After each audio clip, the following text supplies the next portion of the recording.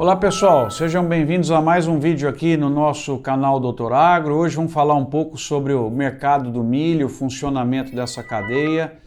E esse vídeo vem para complementar um projeto muito legal que nós temos com a Nidera, que é o Somos Milhões.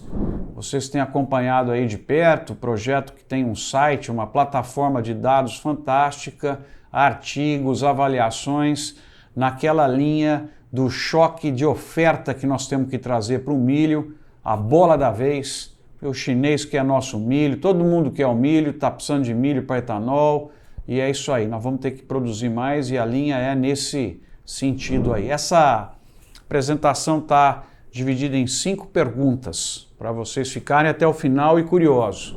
Qual é o cenário atual do milho no mundo? É bom? Não é bom? Enfim. Quais são as estimativas do milho no Brasil para 22, 23? Qual é o papel do Brasil como fornecedor global do milho? E aqui tem boas notícias, hein? Quais são as perspectivas para o milho nos próximos 10 anos? 5. Quais os fatores mais relevantes para acompanhar no mercado de milho? Então, junto comigo, aguenta aí. Vamos para essas 5 respostas às perguntas.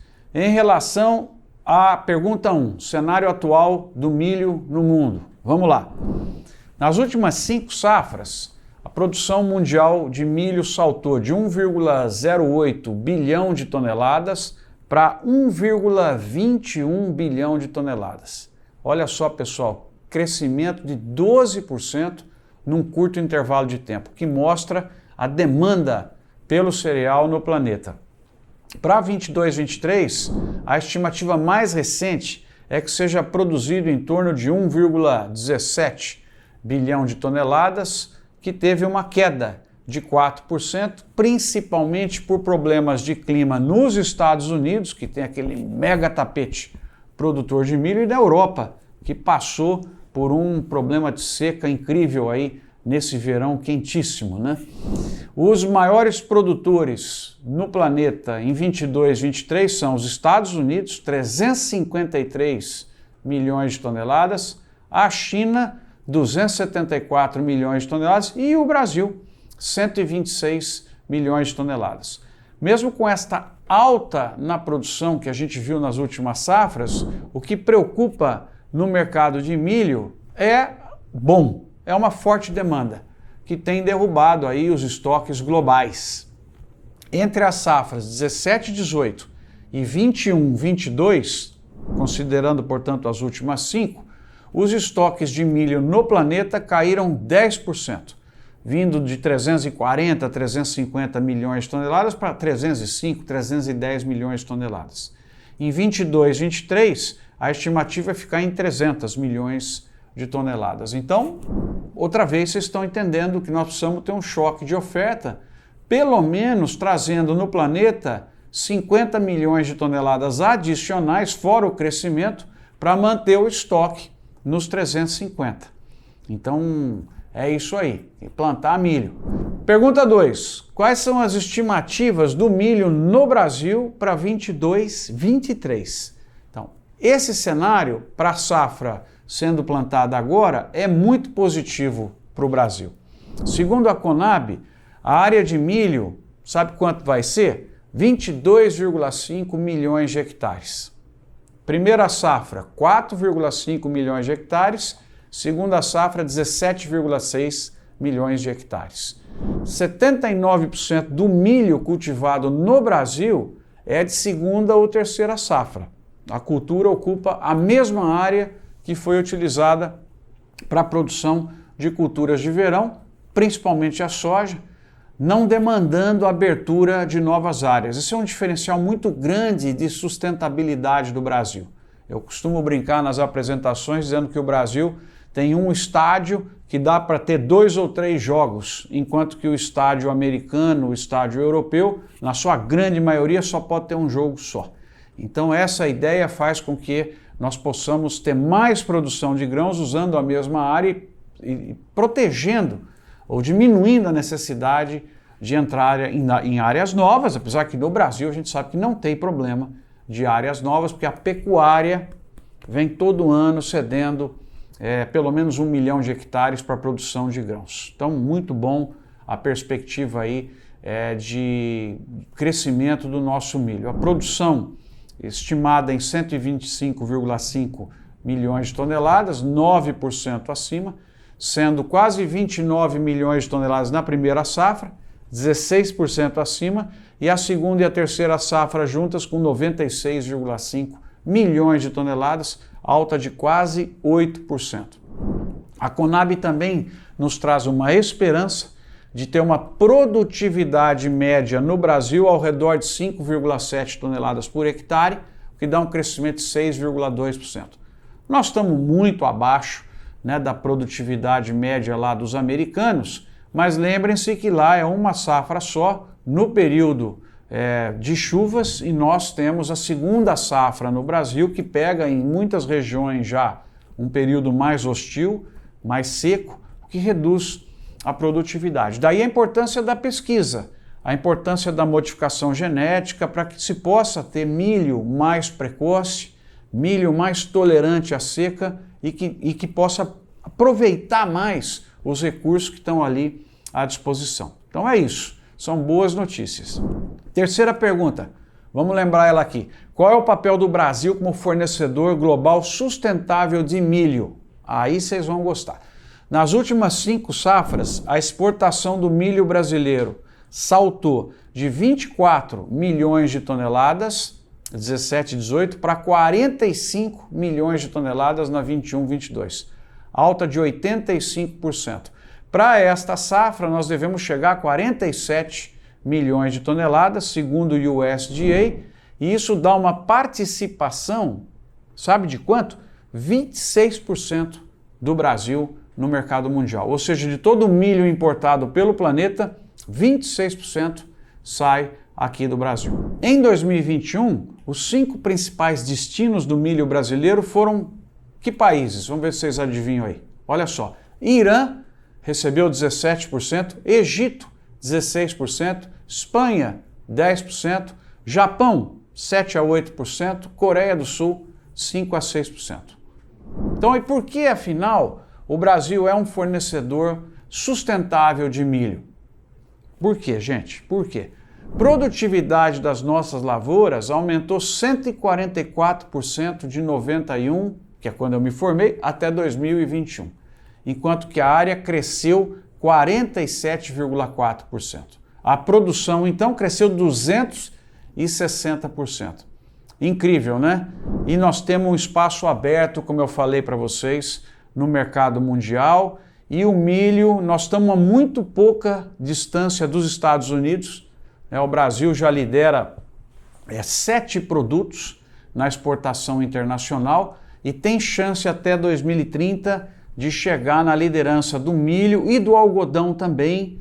Em ambos nós estamos em segundo lugar para passar os americanos. No milho está mais fácil, porque o que está nos separando dos americanos é uma quantidade entre 10 a 15 milhões de toneladas de milho, ou seja, dá para, em 2 ou 3 safras, buscar e assumir a liderança. Que legal que seria isso para o Brasil, que já tem 54% do mercado mundial de soja, vai para 65% até 2030, abrir também a liderança no milho, né, para a nossa imagem como fornecedor mundial de cereais, o país que entrega produção para 1 bilhão de pessoas, ajuda a reduzir a fome no planeta.